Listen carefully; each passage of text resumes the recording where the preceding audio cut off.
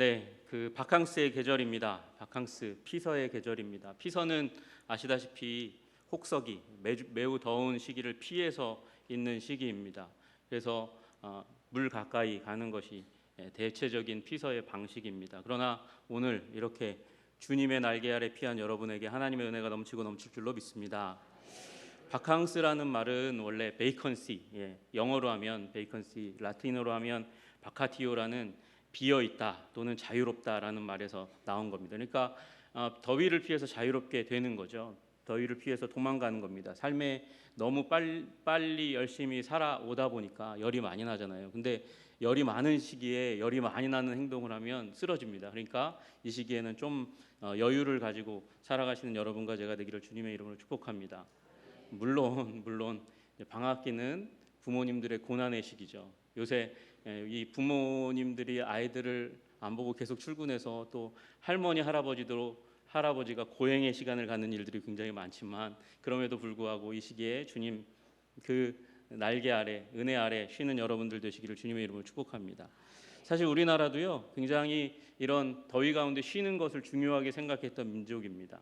머리 두자를 흐를 유자 유두절이라고 부르는 그날에는 6월 15일 음력 6월 15일이거든요. 그날 사람들이 다 하던 일을 멈추고 이 노비까지도 흐르는 물에 머리 감고 목욕한다는 거죠. 목욕하고 좋은 음식 먹고 그러면 1년 내내 잔병치레 않고 건강하게 산다 이런 얘기들을 가지고 있어서 6월 15일에 음력 6월 15일에는 그런 쉼의 시간을 가졌습니다.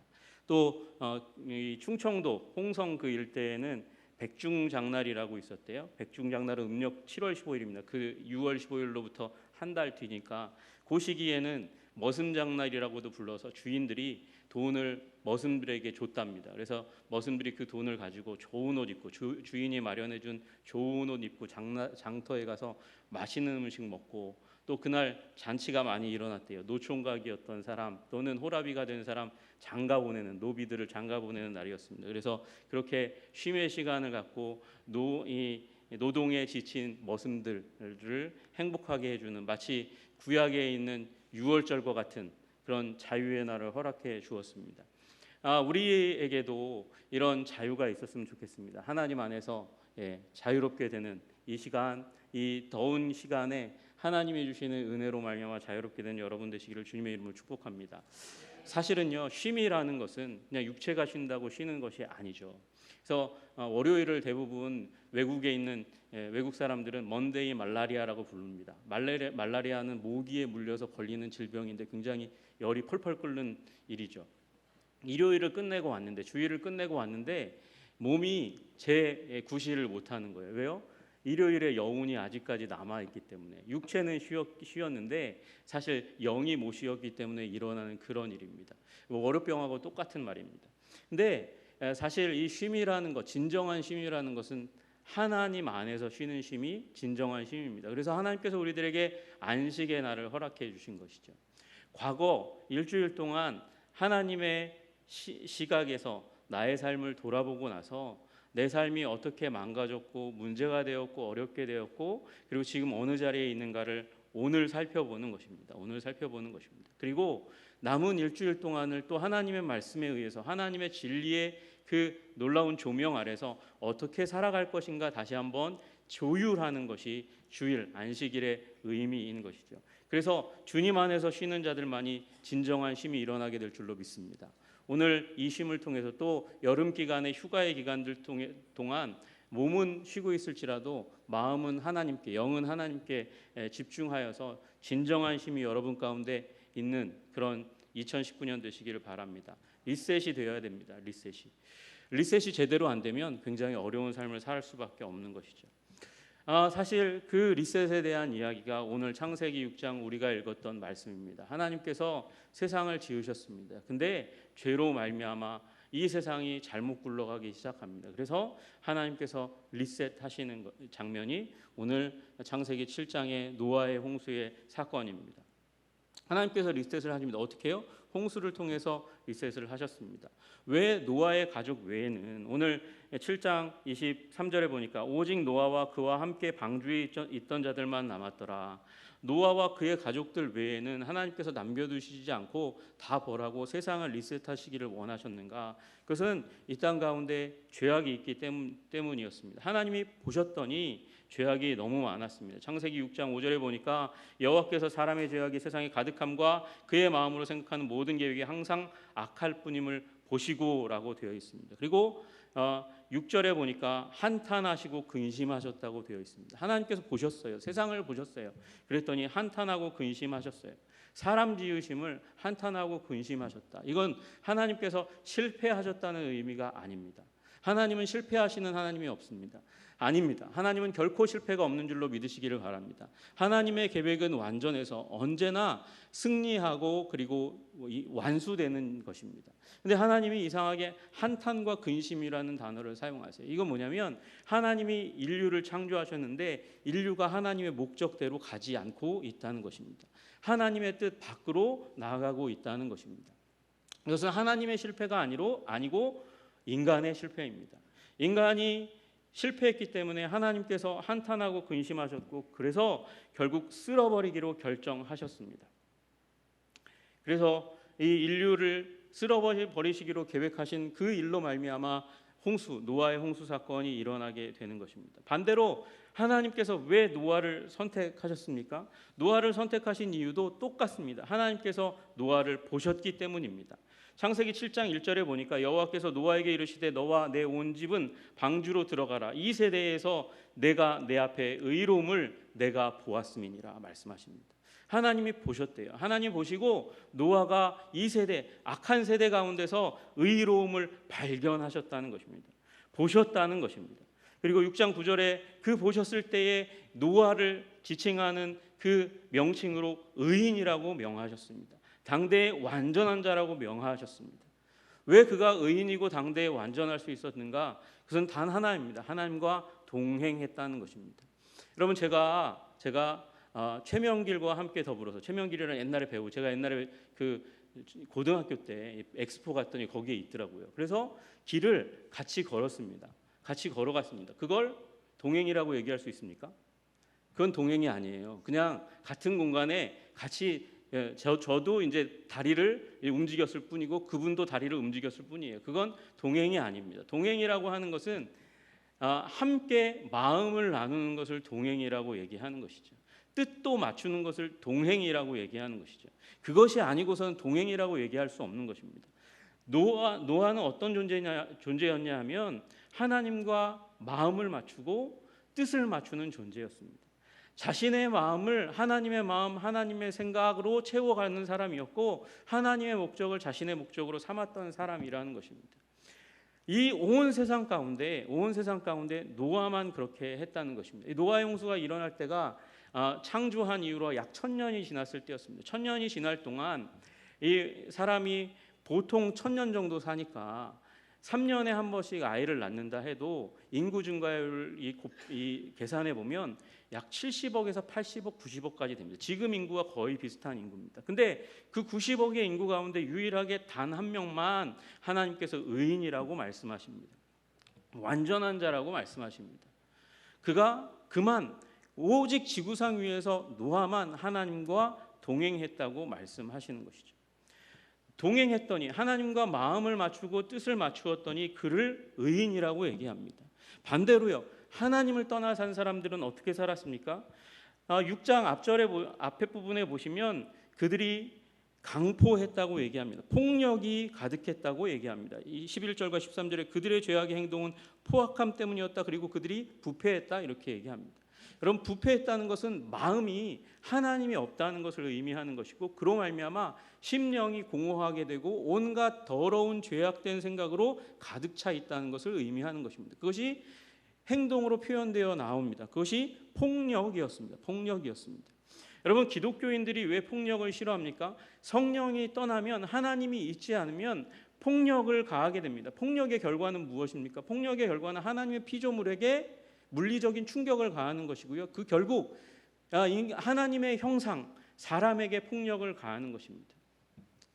하나님께서 왜 살인을 싫어하십니까? 왜 폭력을 싫어하십니까? 그것은 하나님의 피조물을 피조물에게 폭력을 가하는 것은 다만 그 피조물을 대상으로 하는 것이 아니고 지으신 그 하나님을 폭력하는 것이기 때문에 그렇습니다. 여러분, 저에게 5 아이들이 있어요. 그죠? 재준이, 가윤이, 주아, 재현이가 있습니다. 지나가시다가 이렇게 우리 성도님들이, 우리 재현이 막내거든요.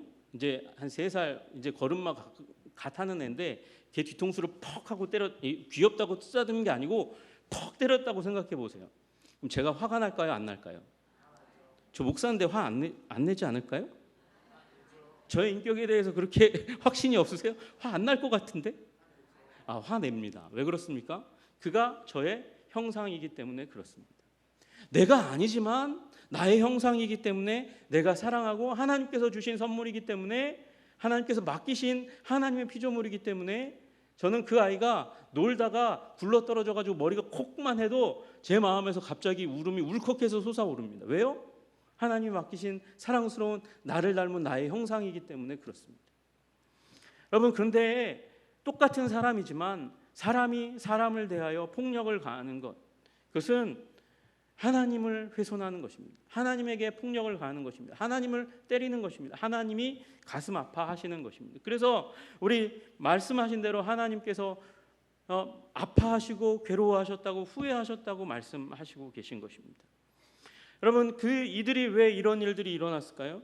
6장 앞에 보시니까 2절에 그렇게 나와 있습니다. 하나님의 아들들이 사람의 딸들의 아름다움을 보고 자기들이 좋아하는 모든 여자를 아내로 삼는지라. 여기 또 보았다는 단어가 나와요. 하나님의 아들들은 누굴까요?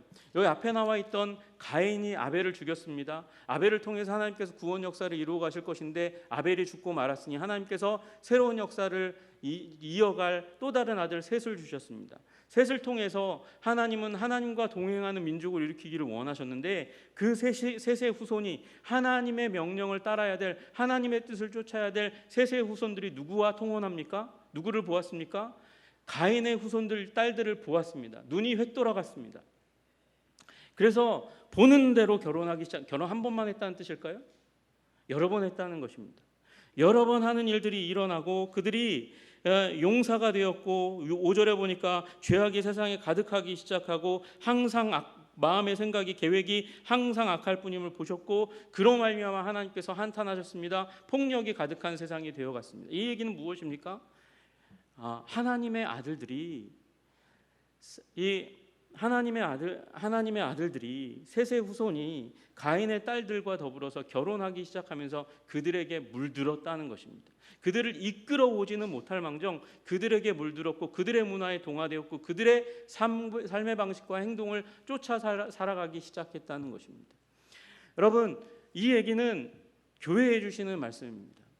교회에 다니는데 하나님의 뜻을 쫓아야 되는데, 하나님의 마음과 생각이 무엇인지 에녹처럼, 그리고 노아처럼 묻고 그것을 자신의 삶의 목적과 방식으로 삼아야 되는데, 세상 사람의 뜻과 세상 사람의 삶의 방식과 세상 사람의 목적을 따라서 똑같이 살았고, 그리고 똑같은 방식으로 폭력을 사용하고 자신의 정욕을 합리화시키며 세상의 딸들과 함께 하는 그런 삶을 살아갔던 노아의 세대처럼 살지 말라는 교회를 향한 하나님의 말씀인 줄로 믿습니다.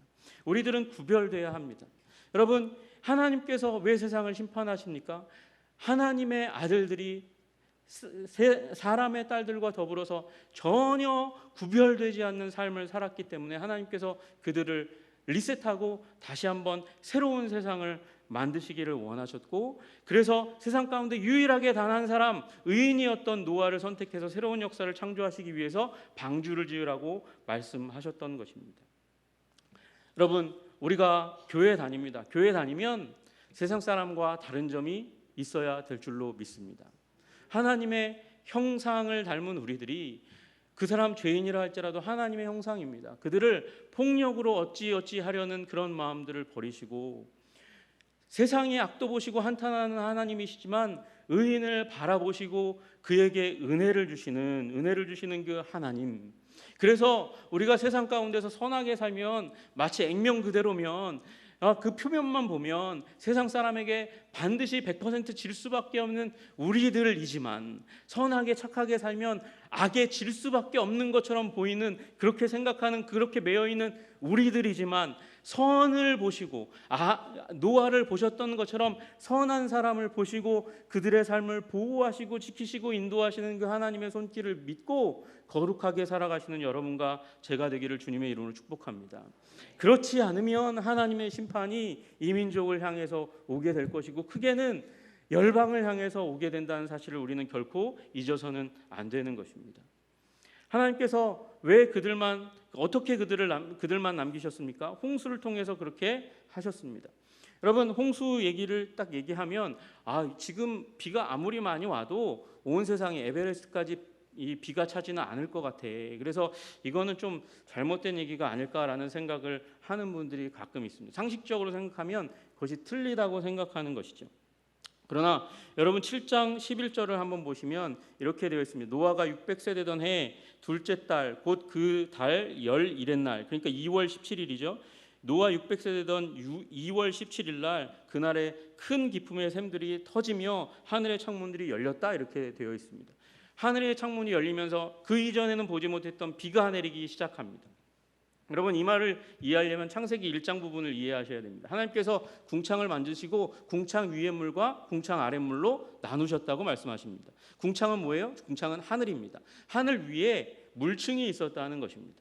그 물층이 창문을 열고 쏟아지기 시작했다고 성경은 기록하고 있습니다. 또 하나, 깊은 큰 기품의 샘들이 터졌다고 얘기합니다. 그러니까 지각이 있는데 지각 밑에 지하수층이 있었다는 것입니다.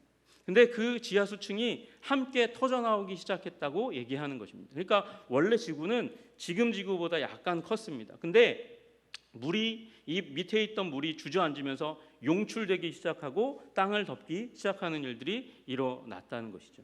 그리고 위에 물층이 쏟아져 내리는 일들이 일어났다는 것입니다. 그래서 여기 20절에 보시면 물이 불어서 15규빗이나 오르니 산들이 잠긴지라, 이렇게 되어 있습니다. 15규빗은 사람의 요 팔꿈치 끝에서부터 손끝까지의 길이를 한 규빗이라고 얘기합니다. 보통 0.5m거든요. 그러니까 15규빗이니까 가장 높은 산에 7.5m 더 높게 올라갔다는 것을 의미하는 것입니다. 그러니까 온 땅이 물로 다 덮였습니다. 여러분, 이런 일이 일어나려면 그냥 하나님께서 그냥 자연스럽게 일으킬 만큼 지각이 굉장히 불안정해야 됩니다. 불안정한 그 상황 가운데 있어야 되는데 하나님은 세상을 말씀으로 지으시고 완벽하게 하셨습니다. 그런데 어떻게 이런 일이 일어날 수 있을까요? 여러분, 혹시 달을 보신 적이 있으십니까? 하늘에 있는 달이 요새는 잘 안 보이죠. 가끔씩 이렇게 크게 보일 때가 있습니다. 그 달을 보면 표면이 그래도 매끈한 편입니다. 여러분, 그러나 그 달의 뒷면을 보시면 굉장히 많은 분화구가 솟아나 있습니다. 그걸 크레바스라고 얘기하는데요. 소행성이 와서 그 달을 부딪혔기 때문에 일어나는 일입니다. 여러분, 별에 우리 태양 있고 수성, 금성, 지구 이렇게 있잖아요. 그 앞에 있는 별들도 마찬가지로 굉장히 많이 소행성에 의해서 두드려 맞았습니다. 얼마 전에 KBS에서 소행성이 다가온다라는 다큐멘터리를 했어요. 여러분 혹시 보셨는지 모르겠는데 한반도만한 이 운석이 태평양 한가운데 일본 저 지나서 가운데 바다에 떨어지면 무슨 일이 일어날까? 한반도만한 유성이 떨어지게 되면 온 지구는 일주일인가 하루 만에 불바다가 된답니다. 단 한 평도 남김없이 다 불바다가 된다는 것입니다. 그 정도는 아닐지라도 하나님께서 여기 별들을 쏟아지게 하셔서 지구본을 이렇게 보시면요, 돌리다가 보면 바다만 보이는 곳이 있습니다. 태평양 말고 대서양 보시면 바다만 보이는 곳이 있습니다. 온 바다에 떨어지기 시작합니다. 지구가 유성에 의해서 얻어맞았습니다. 그래서 대지각 변동이 일어나고 원래 하나님께서 물층으로 이렇게 보호하시던 그 물층으로부터 이 밑에 먼지가 올라가니까 먼지가 모이면 어떻게 되죠? 수증기가 응결되기 시작하고 그것이 비로 쏟아지기 시작하는 것이죠. 그것이 40일 동안 내렸다고 이야기하는 것입니다. 지구상에 어마어마한 지각 변동이 있었습니다. 왜 이런 일이 일어났습니까? 6장 5절에 보면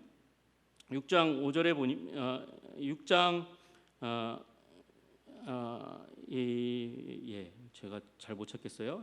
하나님께서 이 6장 3절에 보시면 이렇게 되어 있습니다. 여호와께서 이르시되 나의 영이 영원히 사람과 함께 아니하리니 이는 그들이 육신이 됨이라 이렇게 말씀하십니다.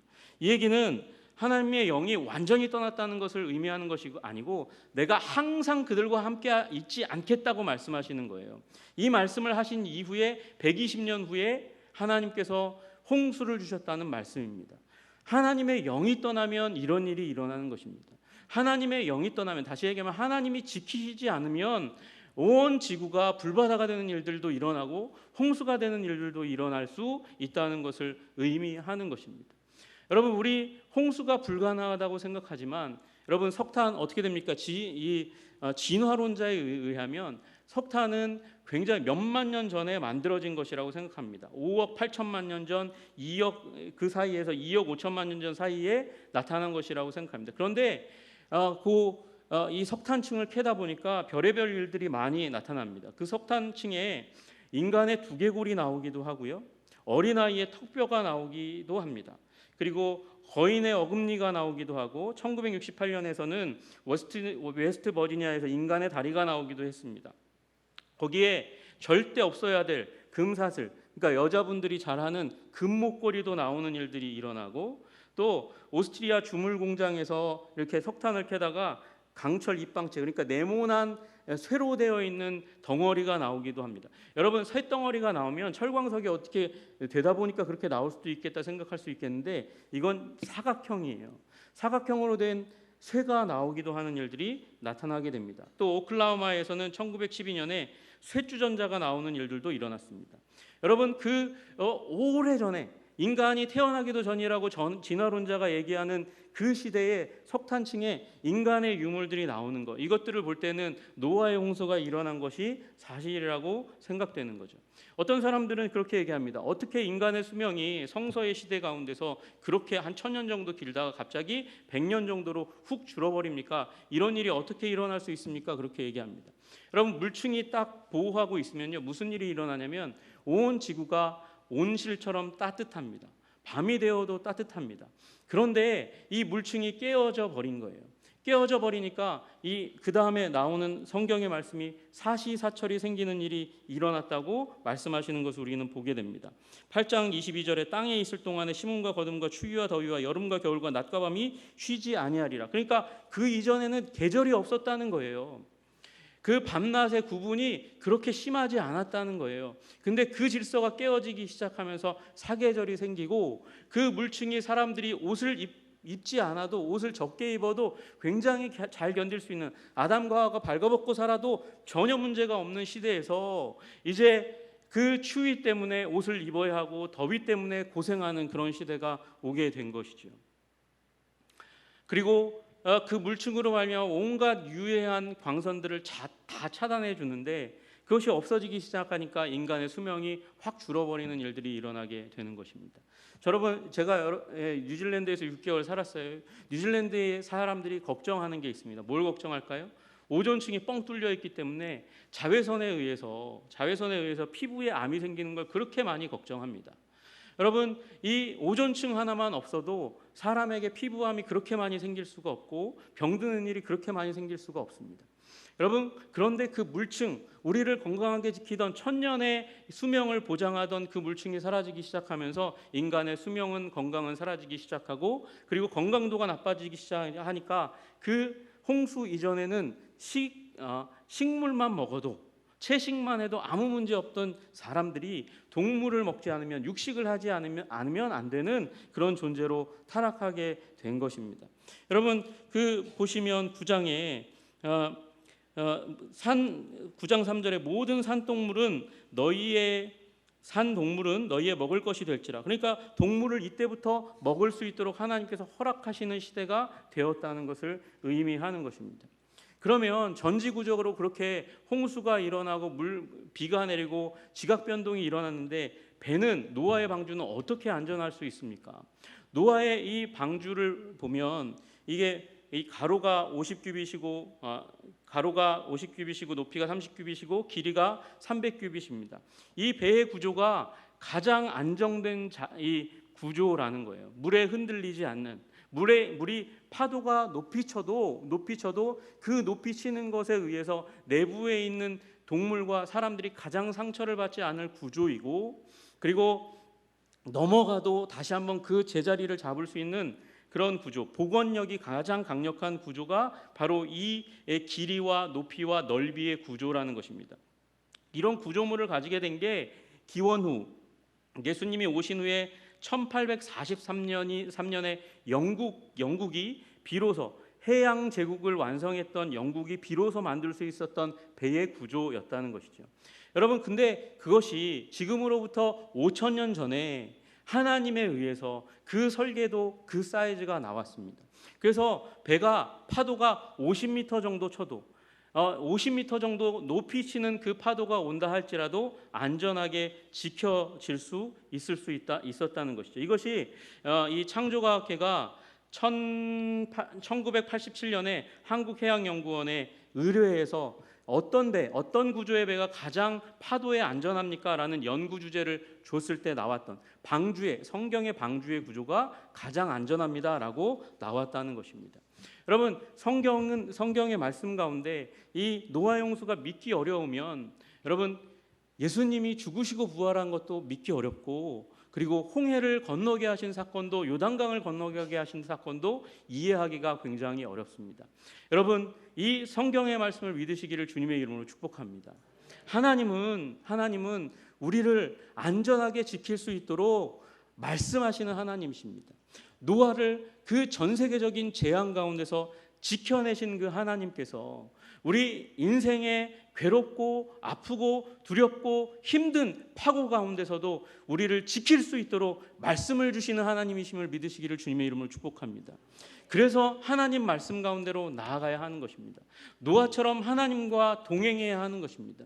그것은 우리가 잘 살기 위해서 라기보다는 우리가 하나님의 말씀을 들음으로 말미암아 하나님의 뜻을 이 땅 가운데 이루어드리는 하나님의 도구로 아름답게 쓰임받기 위해서 그렇게 살아야 하는 것입니다.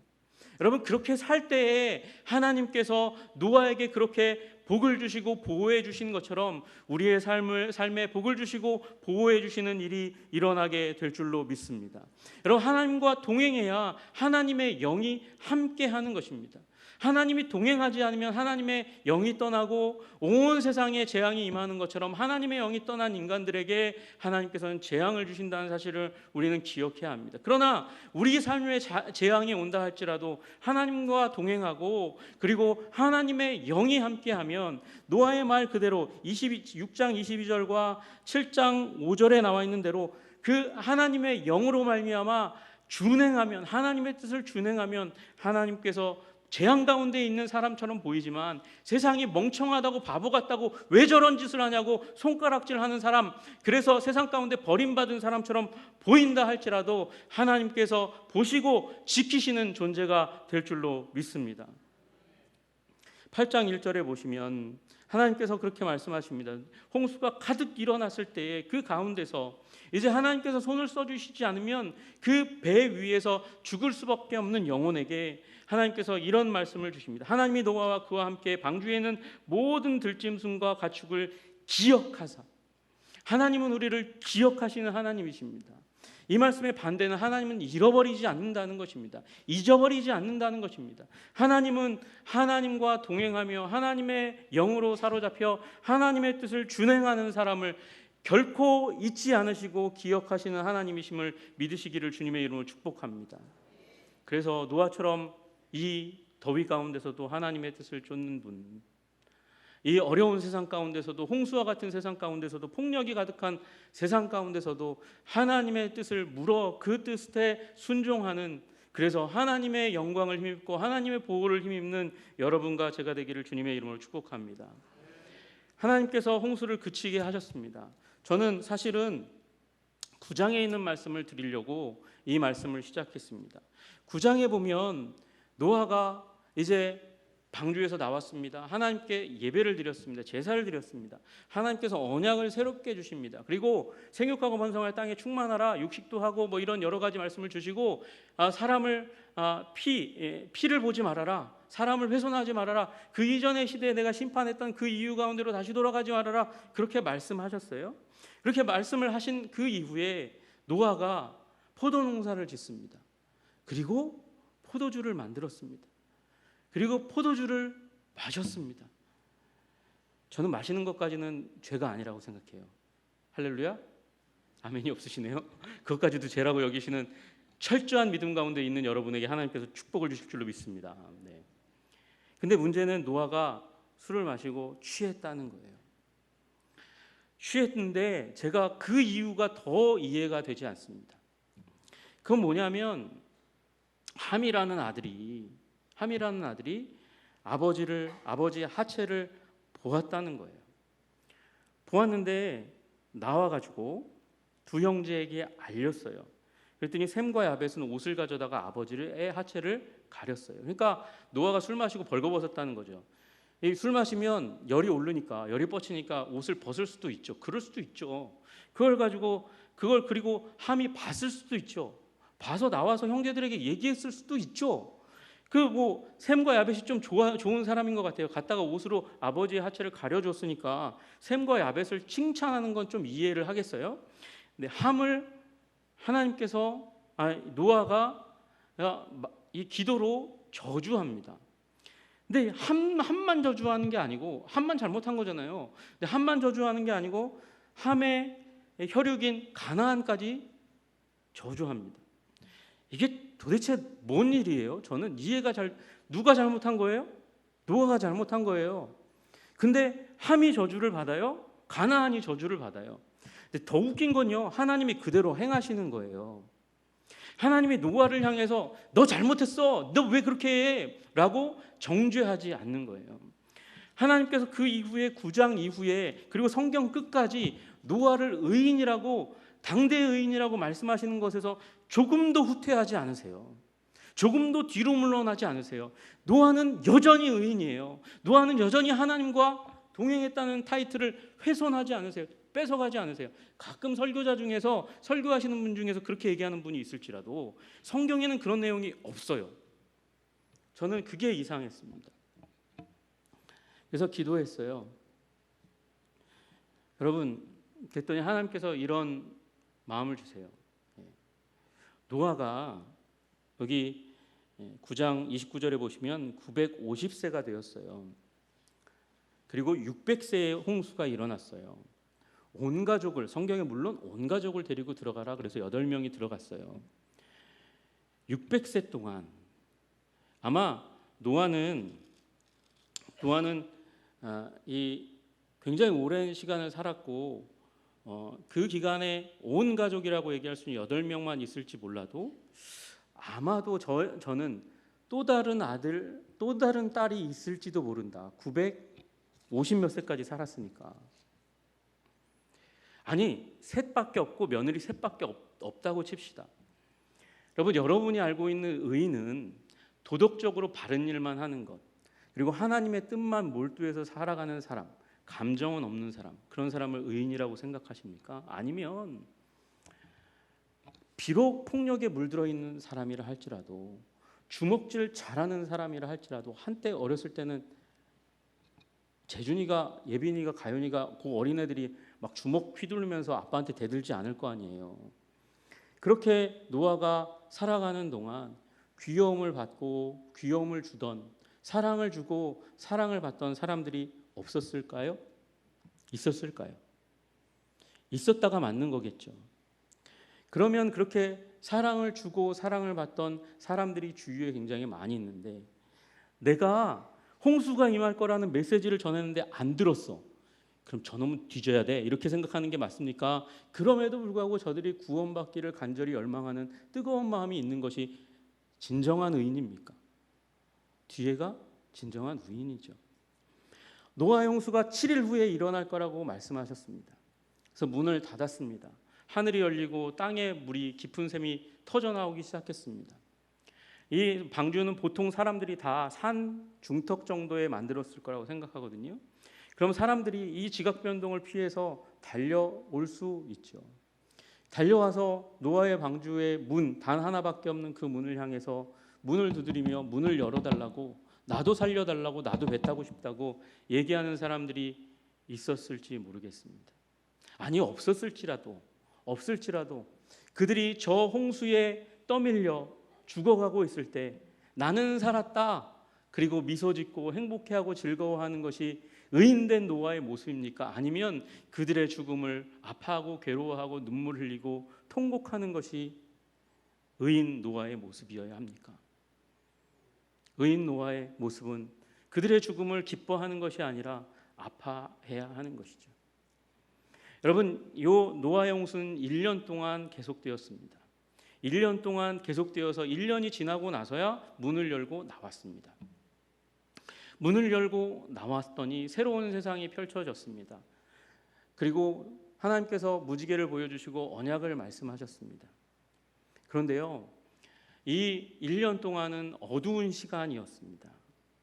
구름이 온 세상을 뒤집어 엎고 문을 열었을 때가 1년이 가까워 올 때 햇빛을 보기가 굉장히 힘든 시기였습니다. 그럴 때 사람은 우울해지는 것입니다. 힘들어지는 것입니다. 아픈 게 더 아파지는 것입니다. 괴로운 게 더 괴로워지는 것입니다.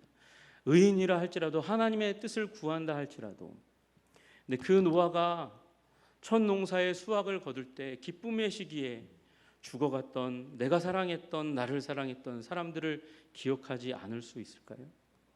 술을 한 잔 마셨는데요. 한 잔 마실 때, 두 잔 마실 때, 세 잔 마실 때 그들의 기억이 더욱더 생생하게 살아오고 아파하고 괴로워하고 그들이 구원받기를 간절히 원하는 그 마음들이 그들이 구원받았으면 내가 조금 더 열심히 했으면 혹시 내 방주에 조금이라도 더 탈 수 있지 않았을까 후회와 탄식이 없었을까라는 생각을 하게 됩니다. 여러분 저는 가끔씩 그런 꿈을 꿉니다. 1년 아니면 2년에 한 번씩 그런 꿈을 꿉니다. 제 아버지가 구원받지 않은 상태에서 돌아가시는 꿈을 가끔 꿉니다. 제가 전도사 되었거든요. 그리고 아버지를 초청해서 예수님을 영접할 수 있는 그 행사에 예수님 영접하는 장면을 제가 똑똑히 보았습니다. 제가 기억합니다. 그런데 꿈에 갑자기 리셋되더니 아버지가 예수 믿지 않고 돌아가신 채로 이렇게 꿈이 종결되는 그 장면에서 제가 꿈을 딱 깨면 아침나절이 정신이 없어요. 가슴이 휑하고 아프고 괴롭고 아버지가 구원받지 못한 거 아닐까라는 착각 속에서 아침나절을 보냅니다. 괴롭습니다. 힘듭니다. 여러분 저는 천국을 믿습니다. 천국이 고통과 슬픔과 괴로움이 없는 세상이랄 것을 반드시 믿습니다. 저는 그 믿음에서 후퇴한 적이 없습니다. 그런데 내 사랑하는 이웃 가운데 예수 믿지 않아서 지옥 간 사람들 때문에 아파하는 그 아픔의 마음이 과연 없어질 수 있을까? 라는 생각도 동시에 합니다. 과연 없어질 수 있을까? 사라질 수 있을까? 종결될 수 있을까? 끝날 수 있을까? 없었으면 좋겠죠. 근데 그 꿈에서 깨어날 때 그 감정이 천국에 가면 반드시 없으리라고 믿는데 그게 어떻게 없어지지? 라는 생각을 가끔 하게 됩니다. 여러분 노아는 의인입니다. 노아를 향해서 하나님께서 정죄하지 않으셨습니다. 그 이유는 하나님도 노아처럼 같이 아파하셨기 때문이 아니겠습니까? 여러분 이 여름의 시기에 사람들이 고통받고 힘들어하고 괴로워하고 어려워합니다. 이 시기에 우리 청소년들이 어린이들이 주님을 발견할 수 있도록 그래서 영원한 천국에 갈 수 있도록 위해서 기도하시는 여러분 되시기를 주님의 이름으로 축복합니다. 노아처럼 술 취해서 그 아픔을 곱씹는 그 기억이 우리들의 인생 가운데는 다시 없기를 기도합니다. 여러분의 가족 가운데 아직 구원받지 못해서 그래서 여러분의 마음에 부담이 있다면 이번 여름 뜨겁지만 하나님의 뜻 안에서 다시 한번 그 뜻을 향하여 전력 투구하시는 여러분과 제가 되었으면 좋겠습니다. 하나님 우리들을 통해서 구원받게 해 주시옵소서. 노아 때문에 가족이 구원받은 것처럼 우리 때문에 우리 가족이 내 사랑하는 자녀들이 형제들이 친척들이 구원받는 일들이 일어날 수 있도록 주님 도와주시옵소서. 은총을 더해 주시옵소서. 그래서 천국에서 우리가 영원한 기쁨만 충만히 누리는 하나님의 자녀들 의인들 될 수 있도록 하나님께서 우리의 인생을 지켜 주옵소서. 기도하겠습니다.